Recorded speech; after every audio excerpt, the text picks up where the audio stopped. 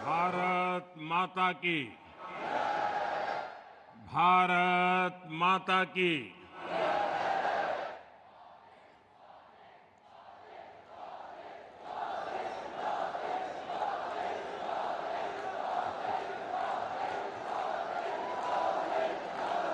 गुजरात के राज्यपाल आचार्य देवव्रत जी,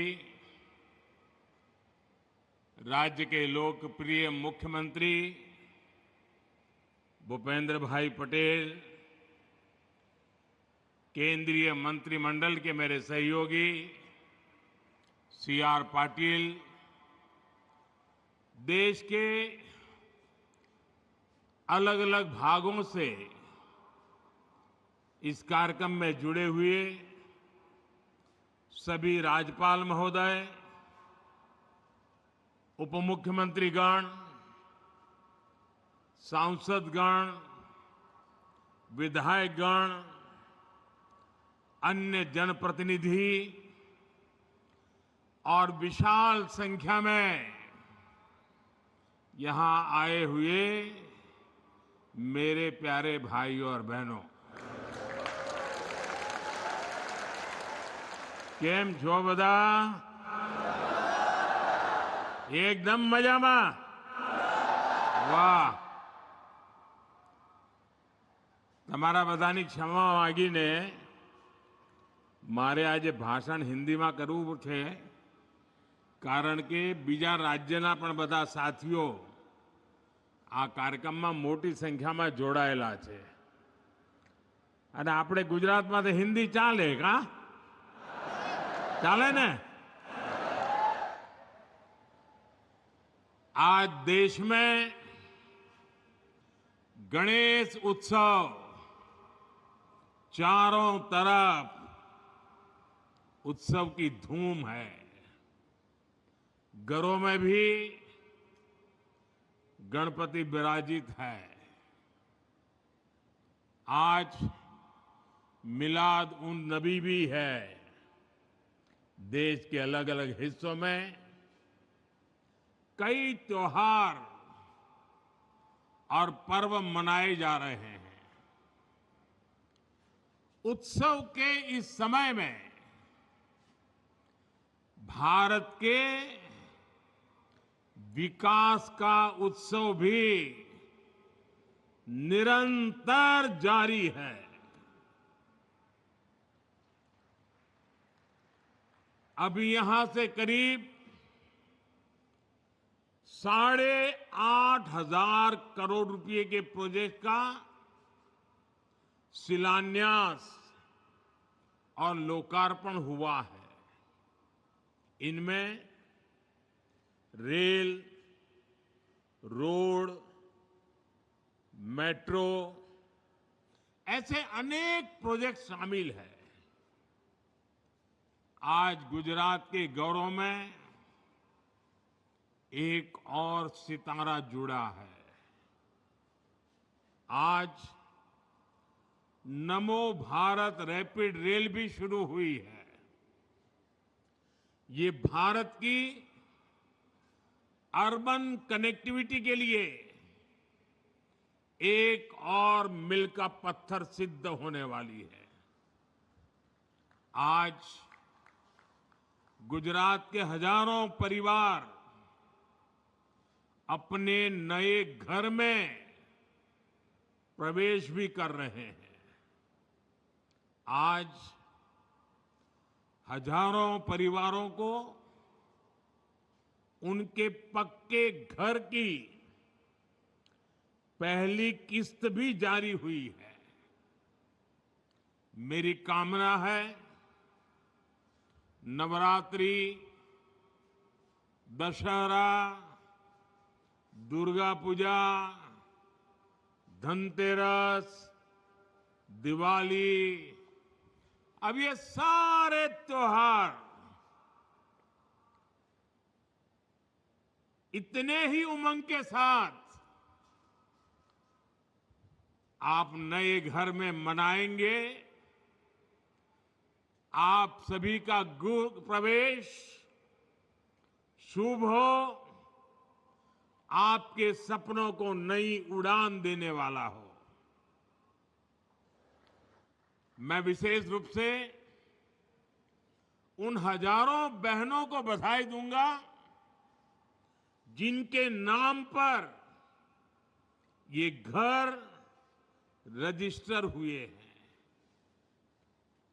विकास के इन सभी प्रोजेक्ट्स के लिए मैं गुजरात वासियों को, देशवासियों को बहुत बहुत बधाई देता हूं।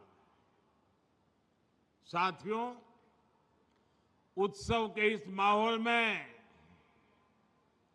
एक पीड़ा भी है। इस वर्ष गुजरात के अनेक इलाकों में एक साथ अतिवृष्टि हुई है। पहली बार इतिहास में इतने व्यापक स्तर से इतने कम समय में इतनी तेज बारिश हमने देखी है। इक्का दुक्का जगहों में नहीं, बल्कि गुजरात के कोने कोने में ये स्थिति पैदा हुई और इसके कारण हमने अनेक स्वजनों को खोया है। जान माल की भी बहुत हानि हुई है। केंद्र और राज्य सरकार प्रभावितों को हर संभव राहत देने के लिए काम कर रही है। जिन साथियों का उपचार चल रहा है, मैं उनके जल्द स्वस्थ होने की कामना करता हूं। साथियों, तीसरी बार प्रधानमंत्री के रूप में शपथ लेने के बाद मैं पहली बार आज गुजरात आया हूं। आप सभी के बीच आया हूं। गुजरात मेरी जन्मभूमि है। गुजरात ने मुझे जीवन की हर सीख दी है। आप लोगों ने हमेशा मुझ पर अपना प्यार लुटाया है। और बेटा जब अपने घर आता है, घर आकर जब अपनों से आशीर्वाद लेता है, तो उसे नई ऊर्जा मिलती है। उसका उत्साह, उसका जोश और बढ़ जाता है। और इतनी बड़ी तादाद में आप आशीर्वाद देने आए, ये मेरा बहुत बड़ा सौभाग्य है। साथियों, मुझे गुजरात के आप सभी लोगों की अपेक्षा का भी एहसास है। बार बार मुझे अलग अलग कॉर्नर से मैसेज भी आया करते थे। आप चाहते थे कि तीसरी बार शपथ लेने के बाद मैं जल्द से जल्द आपके बीच आऊं। और बहुत स्वाभाविक था। 60 साल के बाद देश की जनता ने एक नया इतिहास रचा है। एक सरकार को लगातार तीसरी बार देश की सेवा करने का अवसर दिया है। ये भारत के लोकतंत्र की बहुत बड़ी घटना है। और इसलिए गुजरात के मन में ये विचार आना कि हमारे नरेंद्र भाई पर तो हमारा हक है, उन्होंने तुरंत गुजरात आना चाहिए, आपकी भावना सही है। लेकिन राष्ट्र प्रथम का संकल्प दिलाकर आप ही लोगों ने मुझे दिल्ली भेजा है। मैंने लोकसभा चुनाव के दरमियान आप लोगों को, देशवासियों को एक गारंटी दी थी। मैंने कहा था कि तीसरे टर्म के पहले 100 दिन देश के लिए अभूतपूर्व फैसले लिए जाएंगे। बीते 100 दिनों में मैंने दिन नहीं देखा, रात नहीं देखा। 100 दिन के एजेंडे को पूरा करने के लिए पूरी ताकत झोंक दी। देश हो या विदेश, जहां भी जो भी प्रयास करने थे वो किए। कोई कोर कसर बाकी नहीं छोड़ी। और आपने देखा होगा पिछले 100 दिन में न जाने कैसी कैसी बातें होने लगी। इस दौरान मेरा मजाक उड़ाने लगे।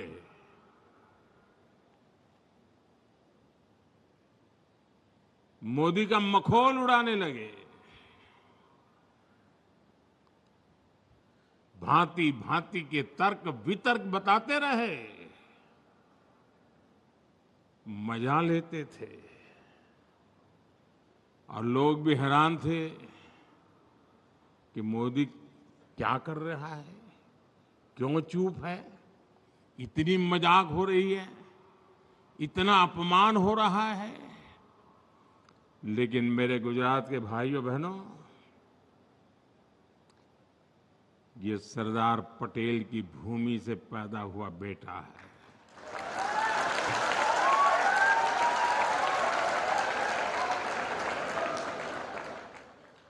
हर मजाक, हर मखौल, हर अपमान को सहते हुए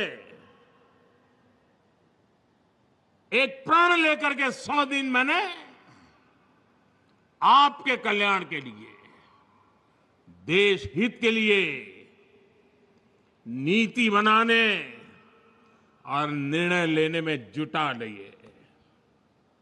और तय किया था जिनको जितना मखौल उड़ाना है उड़ा दो, उनको भी तो मौज आएगी यार। ले लो ले लो। और मैंने तय किया था मैं एक भी जवाब नहीं दूंगा। जिस रास्ते पर मुझे देश के कल्याण के मार्ग पर चलना है, कितने ही प्रकार के हंसी मजाक ठिठोरापन होता रहे, मैं अपनी इस राह से भटकूंगा नहीं। और आज मुझे खुशी है कि उन सब अपमानों को पछाते हुए 100 दिन के इन निर्णयों में देश के हर नागरिक, हर परिवार, हर वर्ग के कल्याण की गारंटी पक्की हो गई है। इन 100 दिनों में 15 लाख करोड़ रुपए से ज्यादा योजनाओं पर काम शुरू हुआ है। चुनाव के दौरान मैंने 3 करोड़ नए घर बनाने की गारंटी देश को दी थी। इस गारंटी पर तेजी से काम हो रहा है। आज यहां इस कार्यक्रम में भी गुजरात के हजारों परिवारों को पक्का घर मिला है। कल मैं झारखंड में था, वहां भी हजारों परिवारों को घर दिए गए हैं।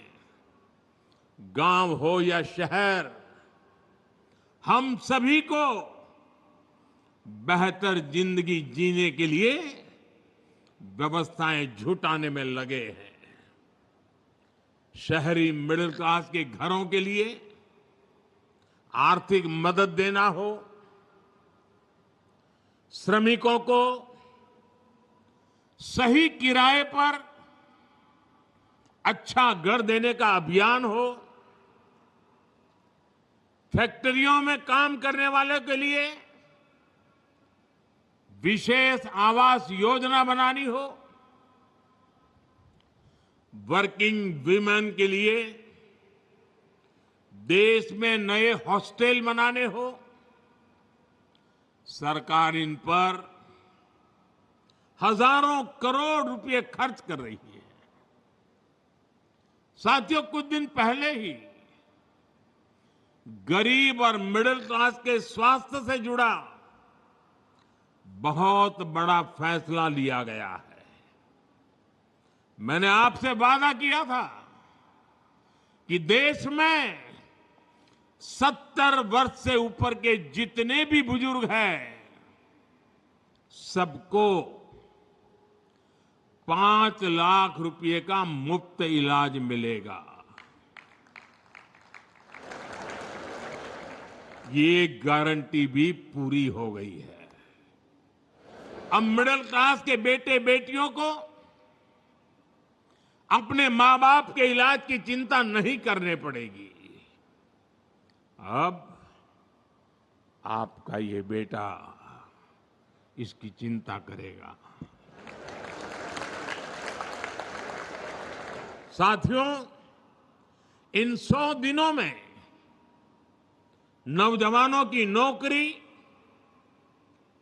उनके रोजगार, स्वरोजगार, उनके कौशल विकास के लिए बड़े फैसले लिए गए हैं। नौजवानों के लिए 2 लाख करोड़ रुपए का विशेष पीएम पैकेज घोषित किया गया है।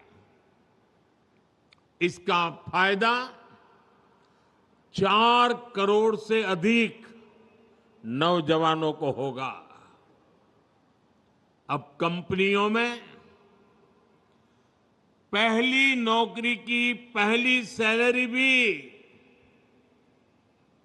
अगर कंपनी नए नौजवान को पहली बार रोजगार देती है तो वो पैसे सरकार देने वाली है।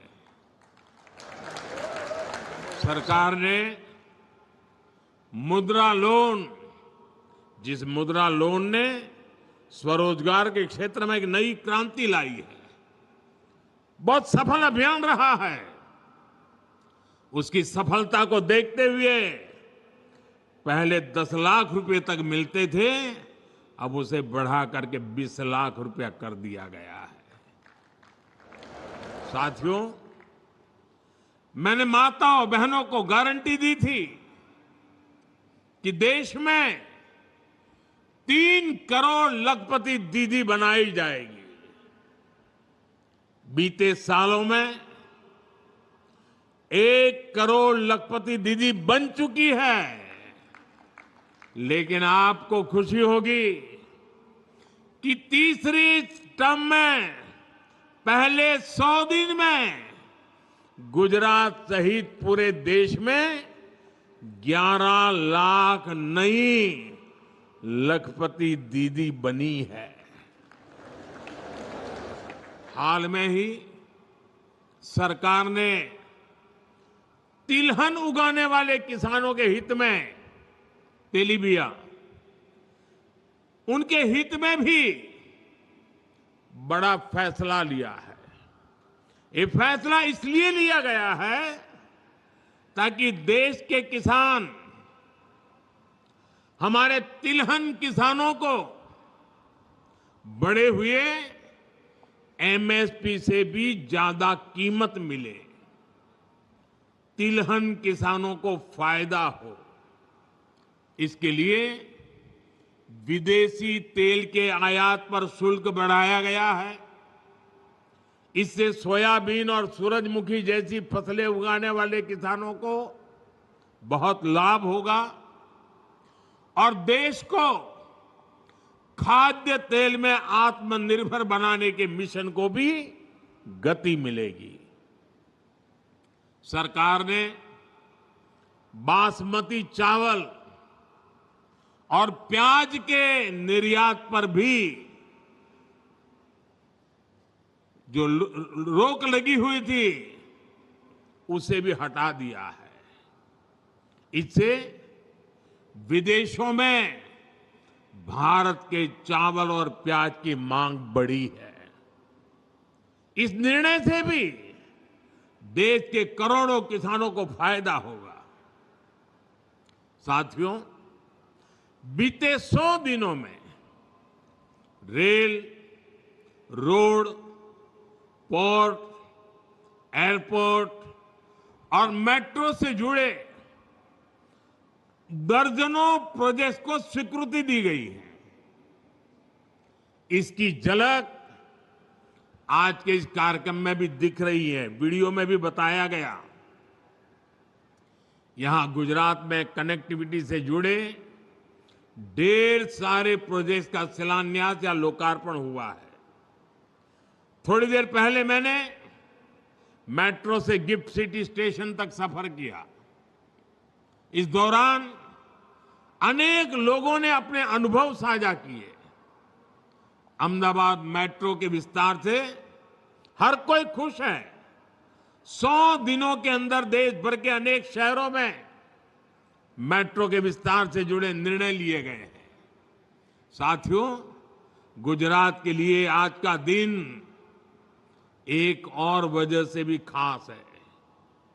आज अहमदाबाद और भुज के बीच नमो भारत रैपिड रेल चलने लगी है। नमो भारत रैपिड रेल देश में एक शहर से दूसरे शहर रोज आने जाने वाले हमारे मिडिल क्लास परिवारों को बहुत सुविधा देने वाली है। इससे नौकरी, पेशा, व्यापार, कारोबार और पढ़ाई लिखाई से जो साथी जुड़े हुए हैं उनको बहुत लाभ मिलेगा। आने वाले समय में देश के अनेक शहरों को नमो भारत रैपिड रेल कनेक्ट करने वाली है। साथियों, वंदे भारत ट्रेनों के नेटवर्क को इन 100 दिनों में जिस तेजी से बढ़ाया गया है वो तो अभूतपूर्व है। इस दौरान देश में 15 से अधिक नए रूट्स पर नई वंदे भारत ट्रेनें शुरू हो चुकी हैं। इसका मतलब ये हुआ कि पिछले 15 सप्ताह में हर सप्ताह एक हिसाब से 15 सप्ताह में 15 नई मेट्रो ट्रेन। कल झारखंड से भी मैंने अनेक वंदे भारत ट्रेनों को हरी झंडी दिखाई। आज भी नागपुर सिकंदराबाद, कोल्हापुर पुणे, आगरा कैंट, बनारस, दुर्ग विशाखापट्टनम, पुणे हुबली वंदे भारत ट्रेन शुरू हुई है। वाराणसी और नई दिल्ली के बीच चलने वाली वंदे भारत तो अब 20 कोच की हो गई है।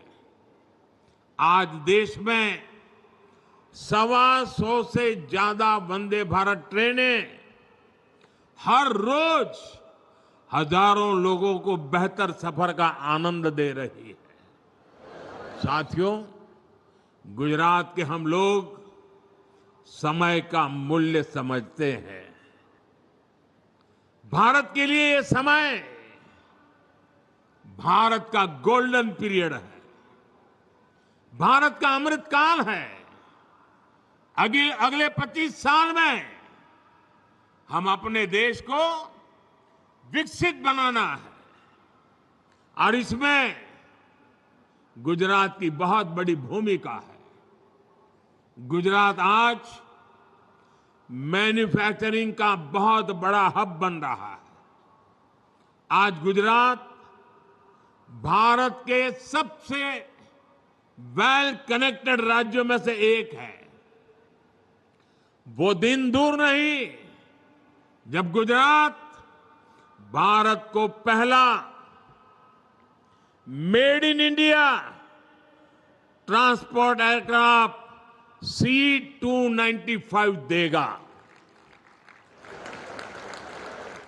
सेमीकंडक्टर मिशन में आज गुजरात जिस तरह लीड ले रहा है वह अभूतपूर्व है। आज गुजरात में एक से बढ़कर एक यूनिवर्सिटीज है। पेट्रोलियम हो, फॉरेंसिक हो, वेलनेस हो, हर आधुनिक विषय की पढ़ाई के लिए गुजरात में बेहतरीन मौके हैं। विदेशी यूनिवर्सिटीज भी यहां गुजरात में आकर अपने कैंपस खोल रही है। कल्चर से लेकर एग्रीकल्चर तक गुजरात की पूरी दुनिया में धूम मची हुई है। हम जिन फसलों के बारे में सोच भी नहीं सकते थे, वो फसलें और अनाज भी अब गुजरात विदेशों में एक्सपोर्ट कर रहा है। और ये सब किसने किया है? गुजरात में ये परिवर्तन कौन लाया है? साथियों, ये गुजरात के आप सभी परिश्रमी लोगों ने किया है। पूरी की पूरी एक पीढ़ी गुजर गई जिसने गुजरात के विकास के लिए जी जान से यहां मेहनत की है। अब यहां से हमें गुजरात को एक नई ऊंचाई पर लेकर जाना है। आपको याद होगा, इस बार लाल किले से मैंने भारत में बनने वाले सामानों की क्वालिटी की बात की है। जब हम कहते हैं कि एक्सपोर्ट क्वालिटी का है, तो कहीं ना कहीं ये बात भी मान लेते हैं कि जो एक्सपोर्ट नहीं हो रहा उसकी क्वालिटी शायद उतनी बेहतर नहीं है, और इसलिए कहते हैं ये एक्सपोर्ट क्वालिटी का है। हमें इस मानसिकता से बाहर निकलना है। मैं चाहता हूं गुजरात अपने बेस्ट क्वालिटी के प्रोडक्ट के लिए भारत और पूरी दुनिया में अपनी शानदार पहचान बनाए। साथियों, आज भारत जिस तरह नए संकल्पों को साथ काम कर रहा है, विदेशों में भी भारत की आज वाहवाही हो रही है। हाल के दिनों में मुझे अनेक देशों में अनेक बड़े मंचों पर भारत का प्रतिनिधित्व करने का अवसर मिला। आपने भी देखा है कि दुनिया में भारत में का कितना मान सम्मान मिल रहा। दुनिया में हर कोई भारत का, भारतीयों का खुले मन से स्वागत करता है। हर कोई चाहता है कि भारत के साथ अच्छे रिश्ते तैयार बने। अगर कहीं कोई संकट है, कहीं कोई समस्या है, तो लोग समाधान के लिए भारत को याद करते हैं। जिस प्रकार भारत के लोगों ने लगातार तीसरी बार स्थिर सरकार बनाई, जिस प्रकार भारत तेज गति से विकास कर रहा है, उसे दुनिया की उम्मीदें और अधिक बढ़ गई है। और 140 करोड़ देशवासियों का यह अटूट भरोसा ही है जिसके चलते मैं भी सीना चौड़ा करके गर्व के साथ दुनिया को भरोसा देता हूं, मेरे देशवासियों की ताकत के कारण। भारत पर इस बढ़ते भरोसे का सीधा फायदा भारत के किसान, भारत के नौजवान को होता है। जब भारत पर भरोसा बढ़ता है तो हमारे स्किल नौजवानों की डिमांड बढ़ती है। जब भारत पर भरोसा बढ़ता है तो हमारा एक्सपोर्ट बढ़ता है और देश में ज्यादा निवेश आता है। जब भारत पर भरोसा बढ़ता है तो विदेशी निवेशक भारत में अपना पैसा लगाते हैं, फैक्ट्रियां लगाते हैं। भाइयों और बहनों, एक तरफ हर देशवासी पूरी दुनिया में भारत का ब्रांड एम्बेसडर बनना चाहता है, अपने देश को, उसके सामर्थ्य को आगे बढ़ाने में लगा है, वहीं देश में ही नेगेटिविटी से भरे कुछ लोग उल्टा काम कर रहे हैं।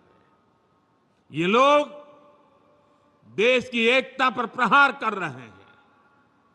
सरदार पटेल ने हमें 500 से ज्यादा रियासतों को मिलाकर भारत का एकीकरण किया। सत्ता के भूखे ये लालची लोग भारत के ही टुकड़े टुकड़े कर देना चाहते हैं। आप लोगों ने सुना होगा, अब ये लोग मिलकर कह रहे हैं कि जम्मू कश्मीर में आर्टिकल 370 को वापस ले आएंगे। ये लोग जम्मू कश्मीर में दो विधान का नियम फिर लागू करना चाहते हैं। तुष्टीकरण के ये लोग किसी भी हद को पार कर रहे हैं। नफरत से भरे हुए लोग भारत को बदनाम करने का कोई मौका नहीं छोड़ते। ये लोग गुजरात को भी लगातार निशाने पर ले रहे हैं। इसलिए गुजरात को इनसे सतर्क भी रहना है और इन पर नजर भी रखनी है। साथियों, विकसित होने के रास्ते पर चल रहा भारत ऐसी ताकतों से डटकर मुकाबला करेगा। भारत के पास अब गंवाने के लिए समय नहीं है। हमें भारत की साख भी बढ़ानी है और हर भारतीय को सम्मान का जीवन भी देना है। और मैं जानता हूं गुजरात इसमें भी अग्रणी है। हम सभी के प्रयासों से हमारे हर संकल्प सिद्ध होंगे। आज आप जिस उमंग के उत्साह के साथ आशीर्वाद दे रहे हैं, मैं अब गुजरात से नई ऊर्जा लेकर के आगे बढ़ूंगा, नई चेतना को लेकर के जीऊंगा। आपके लिए, आपके सपनों के लिए अपना पल पल खपा दूंगा। साथियों,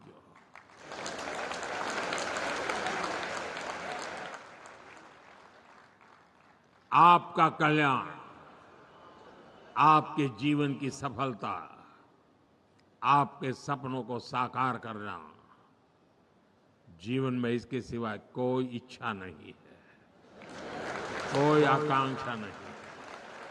सिर्फ और सिर्फ आप ही, मेरे देशवासी ही मेरे आराध्य हैं। मैंने मेरे इस आराध्य देव की पूजा में अपने आप को आहूत देने करने का निर्णय कर लिया है, अपने आप को खपाने का निर्णय कर लिया है। और इसलिए साथियों, जीऊंगा तो आपके लिए,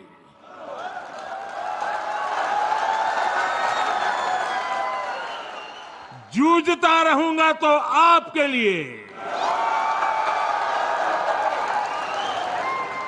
जी जान से खपता रहूंगा तो आपके लिए। आप मुझे आशीर्वाद दें। करोड़ों करोड़ों देशवासियों के आशीर्वाद से, एक नए आत्मविश्वास के साथ,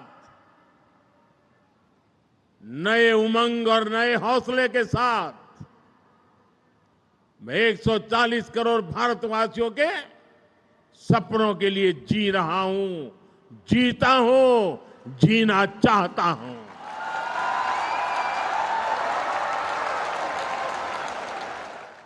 इतनी बड़ी तादाद में आपने आशीर्वाद देने के लिए आए। मैं कल शाम से गुजरात आया हूं, लंबे समय के बाद आया, लेकिन आपका प्यार बढ़ता ही चला जा रहा है, बढ़ता ही चला जा रहा है। और मेरा हौसला भी बुलंद होता चला जा रहा है।